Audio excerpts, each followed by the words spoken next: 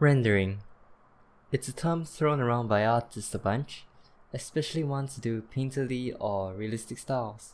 But what does it actually mean?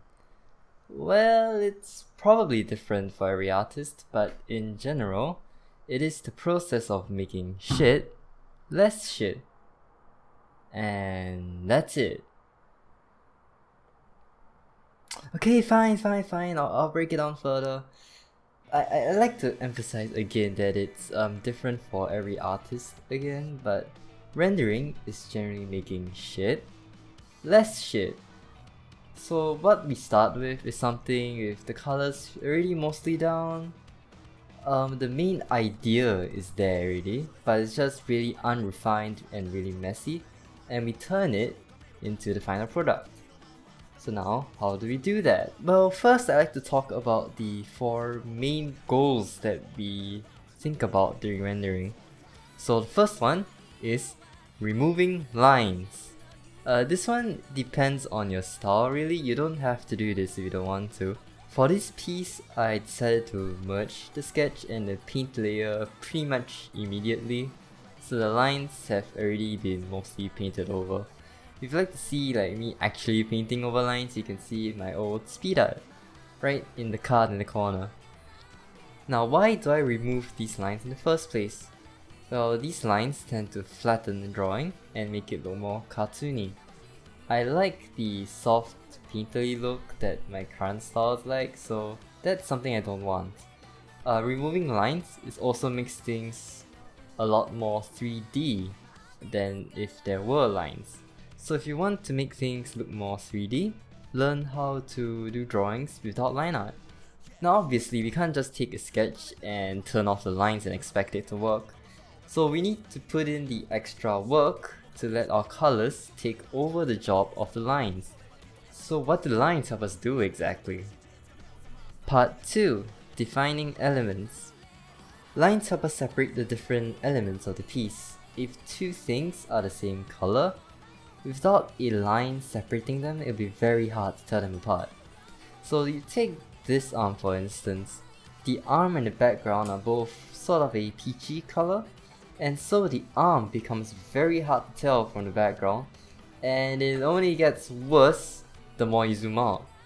On the sketch, it is very clear because of this line defining where the arm is and where the background starts.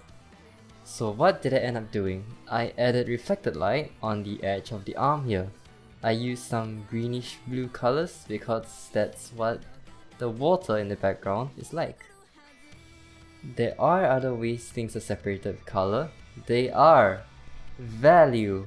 Value is the it's like the brightness or the darkness of a color. Normally you see this with shading, like over here.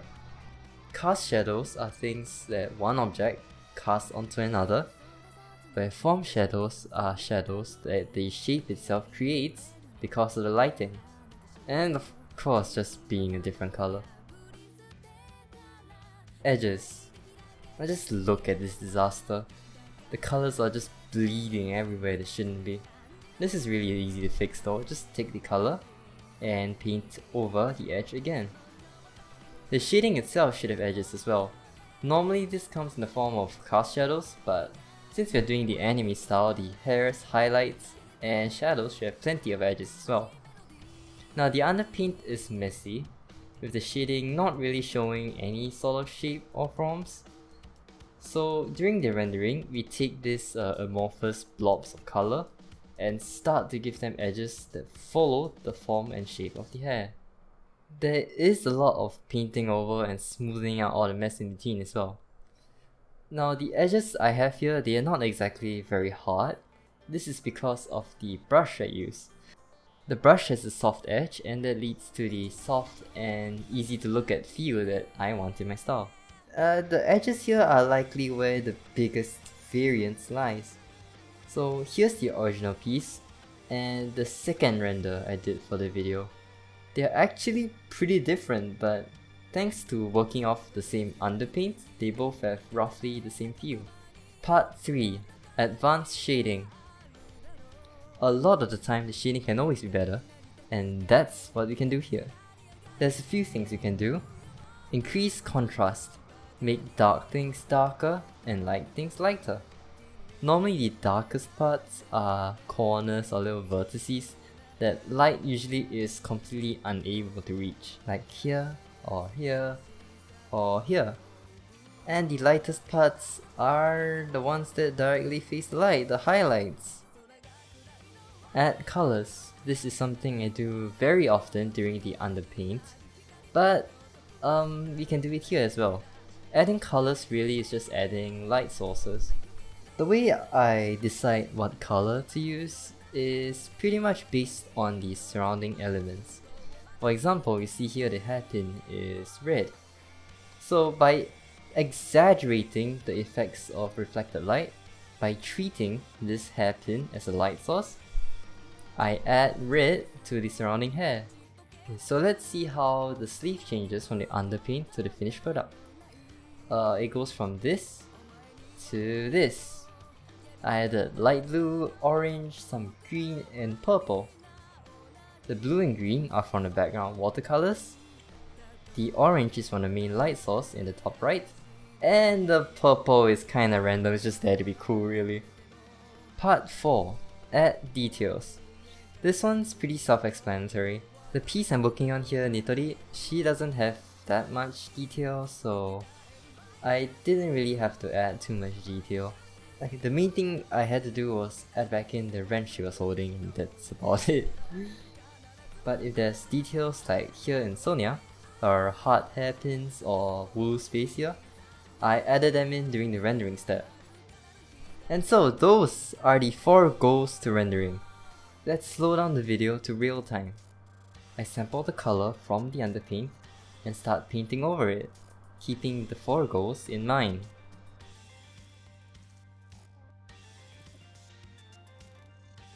Doing this has 2 purposes. It already starts defining edges, and it smooths over all of the messiness that's present.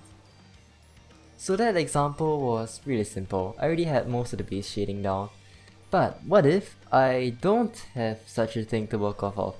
And well, here's where the next example comes in. Over here, this is the drawing of Foxy, a raffle prize for Aragol on DeviantArt.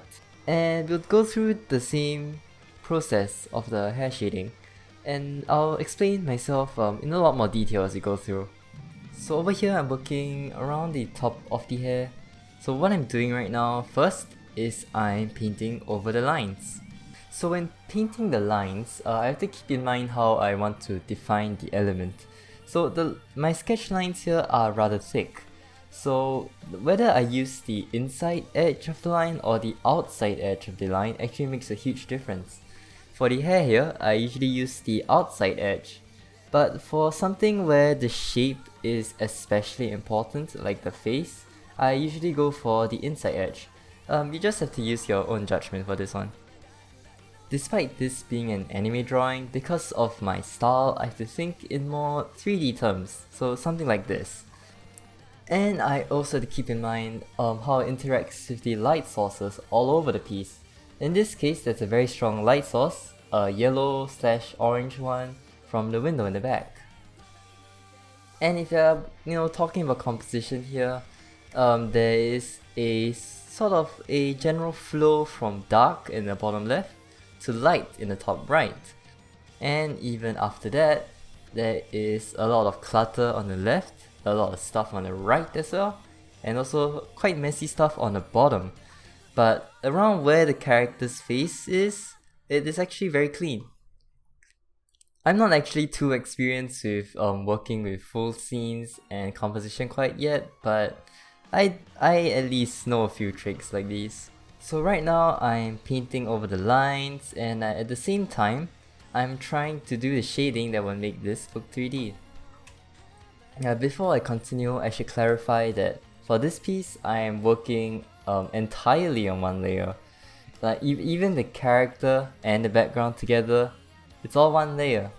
Of course, this one is just personal preference, you don't have to do this, but it's the workflow that I enjoy the most. The color I'm using right now is basically just one level darker from the base color. I just need something to put down a few simple shadows so that I can further build off these simple shadows. I eventually start using a darker color because I just felt two tones isn't enough. I could have just went through all of the hair with that simple one level darker color, but generally I like to render things out fully part by part. It's just more fun for me.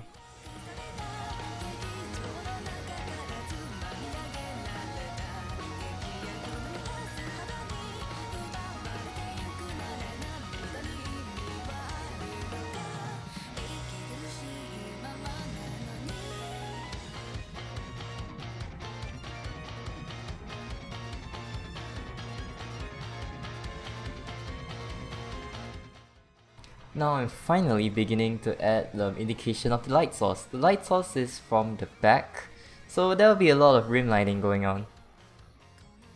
And in between all of these lighting and fancy colors, I'm still trying to work on the base forms and the edges that define those forms, cause those are what really carry the piece. I like adding more saturated versions of the base color. It's a nice trick for the colors to pop out more. And now I really decide to make the lighting a lot stronger. So what I do is I just take the strong color of the light, which is yellow in this instance, and just slap it on the hair. Now even in shading, you gotta keep in mind the shapes your colors are in. Having nice shapes will let your shading read a lot more clearer and it'll make your drawing look nicer overall.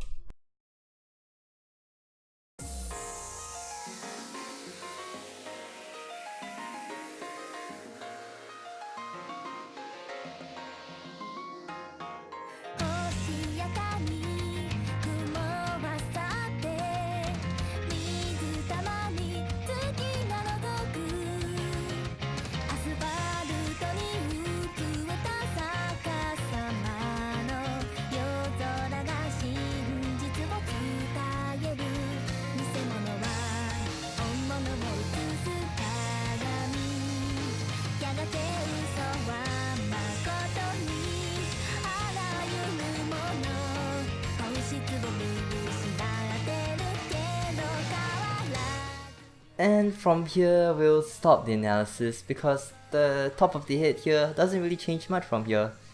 So what I continue to do is apply these 4 goals across the rest of the entire piece. If you keep these 4 goals in mind, and you continue working and working and working on your piece, it should gradually start to look better and better and better. And that's pretty much it. Remember that painting really is an extension of your understanding of form, lighting, anatomy, all that. So if the results can be a bit iffy, I'd actually suggest trying to look into improving your drawing first instead of painting. If you'd like to try this out for yourself, my brushes and the actual PSD file are in the description below. If you do use it and upload it, just be sure to credit me. Also in the description you find 2 additional videos.